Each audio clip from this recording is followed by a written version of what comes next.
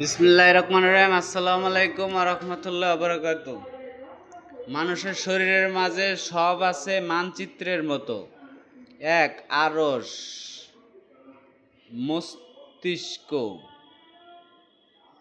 মাথায় যে মস্তিষ্ক, যে জ্ঞান, যে বুদ্ধি, যে আমরা কথা শিখি আস্তে আস্তে, তারপরে আমরা আরশ পর্যন্ত বিশ্বাস করার মাধ্যমে ঈমান, মানে আগে জ্ঞান অর্জন করতে করতে ধর্ম, মানে আগে জ্ঞান অর্জন করতে করতে লোক, মানে শিশু বাচ্চা, তারপর লোকজন, জনগণ, তারপর আস্তে আস্তে মানুষ হওয়া, মানে মানুষ হচ্ছে অলিয়া উলিয়া নবী।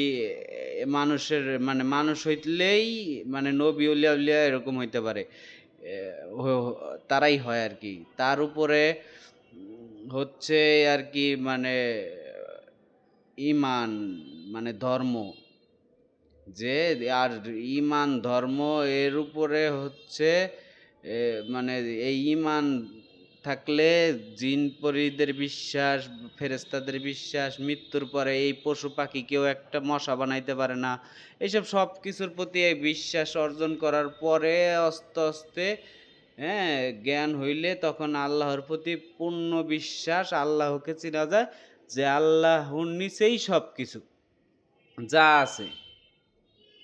আরশও আল্লাহর নিচে, এক হচ্ছে আরশ, ঠিক আছে? এই মাথা, আমি না থাকলে আমি এই কথা বলতেও পারতাম না। দুই হচ্ছে কুরসি, মানে দেহ। তিন হচ্ছে লাহে মাহফুজ, মানে স্মৃতিরাজ্য। চার হচ্ছে আসমান, মানে মাথা। পাঁচ হচ্ছে জমিন, মানে শরীর। ছয় হচ্ছে পাহাড়, মানে বুক। সাত হচ্ছে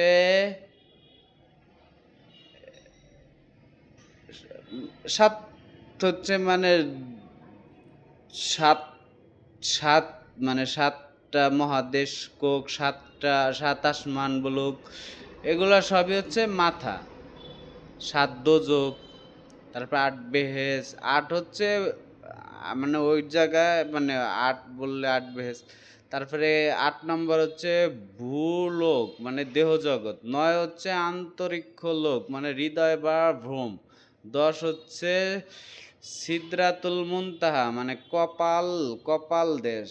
১১ হচ্ছে বাইতুল মামুর, মানে পূর্ণাঙ্গ মানব দেহ। ১২ হচ্ছে জাহান্নাম, পেট থেকে নিম্ন দেশ। ১৩ হচ্ছে জান্নাত, বুক থেকে উপর দেশ। ১৪ হচ্ছে ফুলসিরাত, কামের ঘাট। প্রকৃতপক্ষে জান্নাত ও জাহান্নামের মানসিক অবস্থা। ১৫ হচ্ছে জিহ্বাতে অবস্থান জিব্রাইল। ১৬ হচ্ছে নাকেতে অবস্থান ইসরাফিল। ১৭ হচ্ছে কান ও চোখে অবস্থান মিকাইল। ১৮ হচ্ছে মণি মগজে অবস্থান আজরাইল। ১৯ হচ্ছে দেহের মক্কা, দিল বা বিবেক বা হৃদয়। ২০ হচ্ছে দেহের মদিনা, মানে কলব। ২১ হচ্ছে দেহের কাবা, মুখমণ্ডল। ২২ হচ্ছে দুহাত দুপা মরু অঞ্চল। ২৩ হচ্ছে রক্তনালী, নদীনালা। ২৫ হচ্ছে সারা দেহ রক্ত পানি, মানে সাগর। ২৬ হচ্ছে মানুষের শরীর পশম, মানে হচ্ছে গাছ। ২৭ হচ্ছে গুপ্ত অঙ্গ ও বগল, মানে বন। শব্দার্থ: জাকাত আমিত্ব বিসর্জন বা গঞ্জমালের শুদ্ধি। হজ আত্মদর্শন। কবর মাতৃগর্ভ। ফুলসিরাত ধর্মের পথ। জান্নাত পরমানন্দ। জাহান্নাম আত্মগ্লানি। রুহানি জগৎ আলেমে আরওয়া। রুহু আদেশ গঠিত হাওয়া দম। নফস স্বভাব সাধন, গুরুবাক্য ধারণ করে কর্ম সম্পাদন করা। নিহার গুরু ছবি দুই নয়নে রেখে নত শিরে পথ চলা। জপমালা গুরু নাম মনে ধারণ করে নিঃশ্বাসে প্রশ্বাসে আনয়ন করা। গুরু মন্ত্র গুরু যে বাক্য দিবেন। রংমহল মুখমণ্ডল। স্বর্ণমহল বুক, আয়নামহল চোখ, মণিমহল মণিমগজ, আরস মন, কুরসি দেহ, লৌহ মাহফুজ স্মৃতিরাজ্য, হাসর পরিণামের মাঠ, মিজান বিবেক, হুর স্ত্রী, গেলেমান স্বামী, পৃথিবী মানবদেহ।